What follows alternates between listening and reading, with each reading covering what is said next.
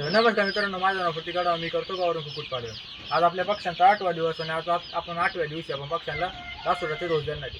तर तो द्यायचा कशा प्रकारे, आता माझ्या हातात बघू शकता हे नर्सर आणि त्यासोबत आपण ही लासोडाची बाटली. ही 1000 पक्ष्यांना एक बाटली वापरावी लागते. तसे आपल्याकडे अजून 2 बाटल्या आपल्या 1500 पक्ष्यांसाठी. आणि आपण अशा प्रकारे आधी 1 ते 1.5 तास आपण पक्षी अख्खे नाही का इकडं एक साईडला बिगर पाणी बिगर खाद्याची एक साईडला दाबून धरलेले. आणि ज्याने आता आपण प्रत्येक पक्षाला इकडं असं डोस दिल्यानंतर पक्षी इकडं फ्री सोडणार त्या ग्राउंडवर.